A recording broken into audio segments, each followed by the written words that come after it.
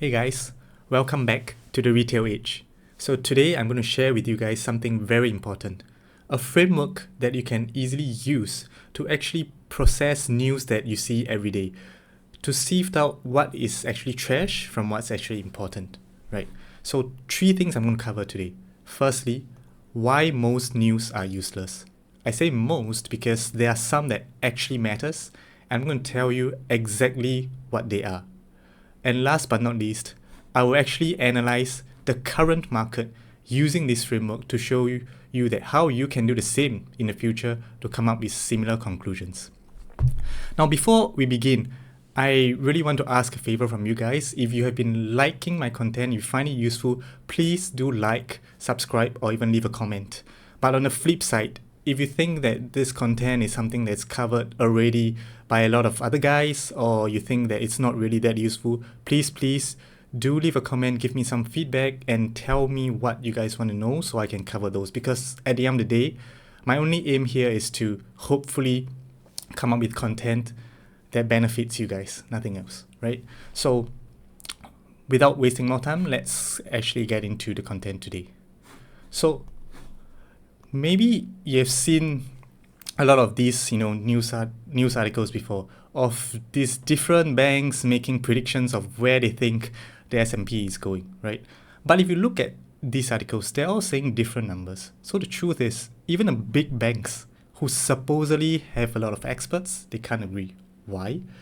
Because these forecasts are based on, the economy or someone else's opinions. They are not actually based on what moves markets.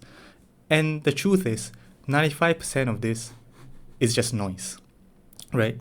So these predictions sound smart, but they are looking at the wrong thing. So what actually drives markets in the short term isn't GDP or inflation forecasts. If you think about it, right, in the previous few big market sell-offs, big shocks, do you remember that people actually started flagging them before it happens? COVID.com bubble, the Fed's inflation shock in 2022. You rarely see any articles predicting that. Why? Because if people actually start talking about it and predicting it, these shocks won't happen.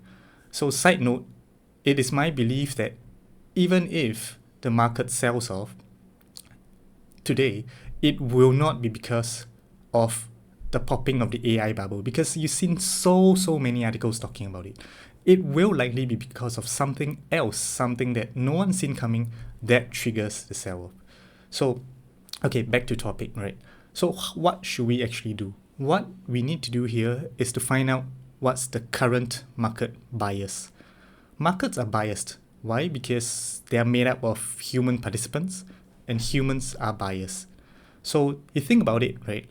Like a biased referee. If when he's refereeing a game and his favorite team actually fouls, he may just wave and say, "Oh, play on. That's a minor foul, right? Nothing important." But if the other team, maybe they just even breathes wrongly, right? The referee be like, "Oh, PP foul." So exactly same foul, totally different reaction because of the referee's bias. Markets are no different, right? So if traders, for example, are already very long, even a good news may trigger selling as they want to take profit and they simply cannot buy anymore. On the other hand, if traders do not have any exposure to the stock market, they are underweight, even bad news may spark a rally because investors are like, "Oh, okay, I don't own enough stocks, I need to get in." And that is a clear display of biasness, right? And that is where you see like things like, "Oh, why is bad news good news instead?" So at the end of the day, think about which side the market moves that will inflict the most pain. Because there's this saying that says the market always inflicts the maximum pain on the largest number of participants. Not you, not me, but they look at the overall positioning and the largest number of participants, how they are positioned in the market, and the market will tend to do the opposite. Okay, so after saying all this, let's analyze today's market, right? It's something probably everyone is interested in.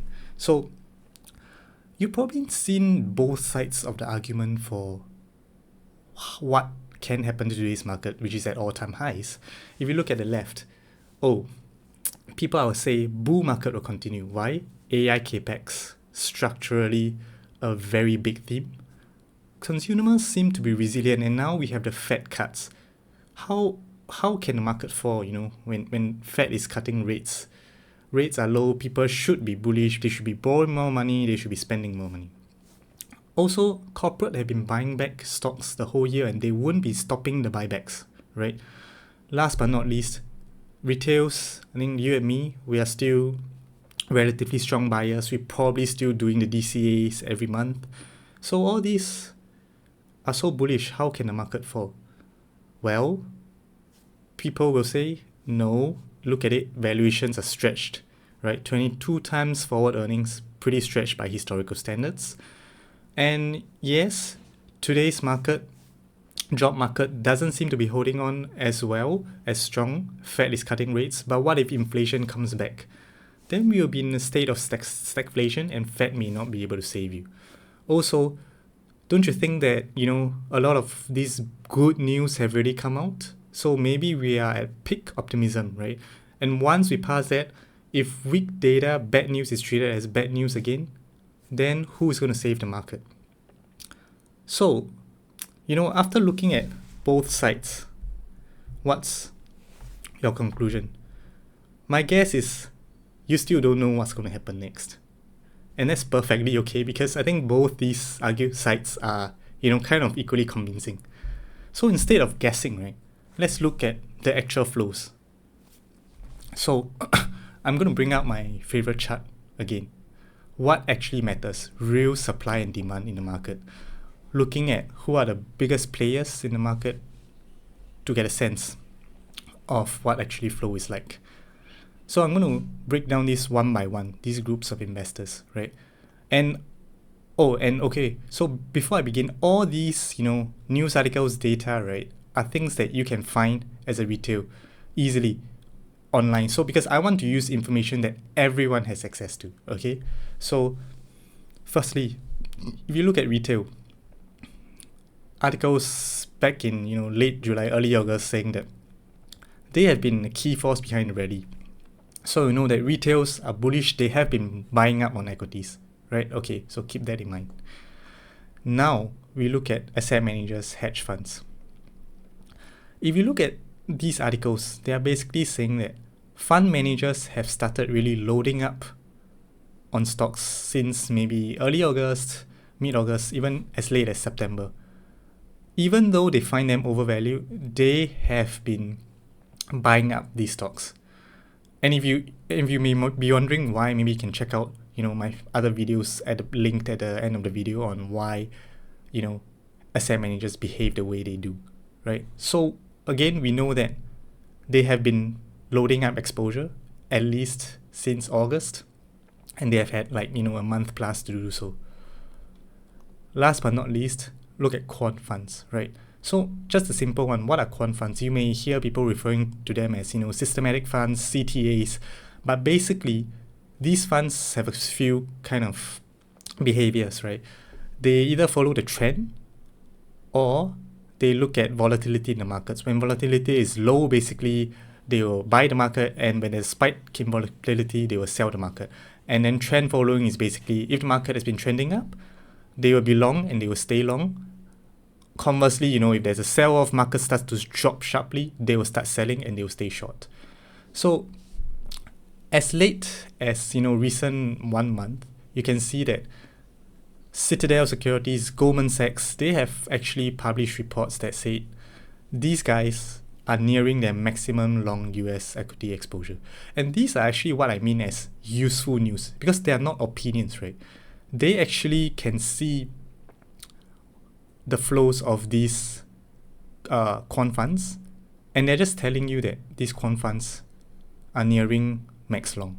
They don't make a statement as to where they think the market going. This is just pure facts, and these are articles that you should be actively trying to look out for online, and not market analysis, market predictions, none of those. These are so. If you look at overall, I've actually made a chart of if you look through all the different articles, you can come to, a kind of a similar conclusion. You can see that, in terms of market positioning, yes, quant funds are near max long. Hedge funds, asset managers, retail, they have added quite a significant amount, but they are not at the peak yet. And how can you tell? Because it has only been 1 month, since you've seen these articles. And again, if you've seen previous videos, you will know that institutions take time to build positions. They can't just increase exposure in like days because the sizes are just too large. And then for retail buying behavior is a bit different. They don't suddenly increase, exposure as percentage to their household savings in like days. Currently, retail behavior is really about consistent buying. Think about it. Yes, retails have bought a lot, but are you still putting in, buying monthly? Are you stopping your DCA plan? No, right? I mean, likely no if you have already been doing DCA. So that is something that will continue to act as buying in the market. So overall, short-term risks feel balanced because, again, you have to take note that CTAs, if the market actually have a sharp drawdown, they will join the selling. And this will prove to be, an exacerbated selling. But they will not sell if the markets continue going up. So you definitely need a very big negative catalyst to happen first. And for now, we don't see any. And we shouldn't be making any predictions. So you know that the market bias for now continues to be higher. If on this scale you see like hedge funds, real money, if they start getting, close to 10, then we should be very cautious. But now, we can stay with the long bias. So, if you think that some of this data is a bit more outdated, just, look at this chart of S&P 500. The bias in that case couldn't be more clear, right?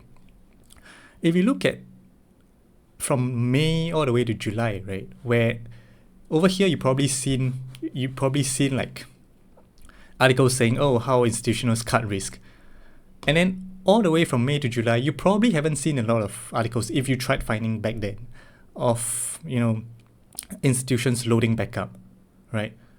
So in this period, I will be very confident to say that, yes, the market has a very, very high chance to continue going up.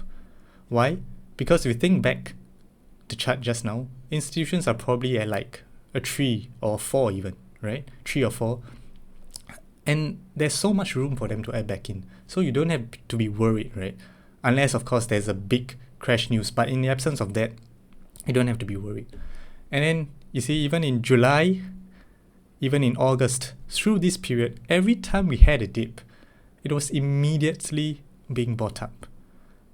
And that is why, if you look at the articles that mention how they bought up this amount of stocks through the period, then the story makes perfect sense. So look at what's been happening on the chart. You don't need like fancy technicals, just look at what's been happening in terms of price action, because people can't lie about price, right?